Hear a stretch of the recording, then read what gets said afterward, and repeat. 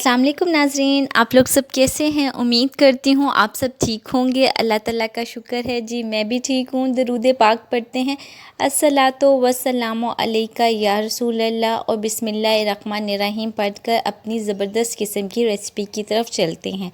ये आज जो हम बनाने जा रहे हैं वो मंदी मसाला है, जो कि आप बाज़ार से ख़रीदते हो, महंगा पड़ जाता है। वही आप घर में स्पाइसेस मौजूद होती हैं, आप उससे भी बना सकते हैं। ये स्पाइसेस का स्क्रीनशॉट ले लें आप लोग और इसको राइट डाउन कर लें ताकि आपको याद रहे।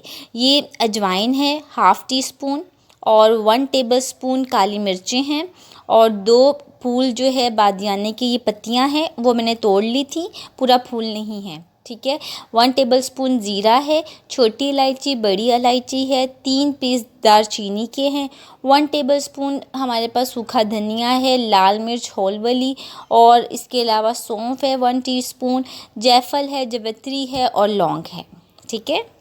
ये सारी स्पाइसेस जो है वो आप राइट डाउन कर लें, और इसके अलावा अपने पास स्क्रीनशॉट भी ले सकते हो। बस इन स्पाइसेस को आप लोगों ने क्या करना है कि इन सारी स्पाइसेस को आपने फ्राई पैन पे डाल के थोड़ा सा इसको गरम करना है। फ्राई पैन पे कोई चीज़ भी नहीं आपने यूज़ करनी, मतलब ऑयल कुछ भी नहीं यूज़ करना, बस उसको जस्ट हीट अप करना है।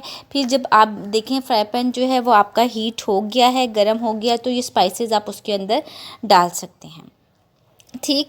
बस उसको अच्छे से आपने टोस्ट करते जाना है। मैं आपको करके भी दिखा देती हूँ कि किस तरीके से हमने अपने स्पाइसेस को रोस्ट करना है, ठीक। अब ये देखिए मैंने फ्राई पैन लिया और फ्राई पैन पे कुछ भी नहीं जला हुआ, आप लोगों के सामने है। मैं इसमें ये सारी स्पाइसेस डाल दूँगी। ये सारी स्पाइसेस डालने के बाद इसको थोड़ा सा हम कलर चेंज करेंगे। इसकी पहचान ये है कि एक बहुत ही अच्छी सी अरोमा खुशबू आना शुरू हो जाएगी। मसालों की एक अपनी खुशबू नेचुरल होती है, वो आपको खुशबू आएगी, और आप जब ये खुशबू आने लग जाए तो आप समझ लें कि आपके जो मसाले हैं वो टोस्ट हो चुके हैं। आप चूल्हा बंद कर सकते हैं। इनको बहुत ज़्यादा तेज़ हीट पे नहीं आपने गर्म करना, इससे ये होगा कि ये जल जाएंगे। इनकी खुशबू जो है वो इनका जो खुशबू और जो इनका टेस्ट है वो कड़वापन में आ जाएगा। तो आप कोशिश करें कि बस इस तरीके से आप करें ताकि स्पाइसेस हर तरह से आपकी ब्राउन हो जाए, ठीक है। उसके बाद आपने इन स्पाइसेस को थोड़ा सा ठंडा कर देना है। ठंडा करने के बाद आप इसको जिसमें भी आप ग्राइंडर मशीन में या जिस स्पाइसेस मशीन में आप लोग डाल के अपने स्पाइसेस को ग्राइंड करते हो वो आपने पीस लेना है। पीस लेने के बाद आप इसको जितना 2-3 मंथ्स तक आप इसको सेव कर सकते हो, ये ख़राब नहीं होगा।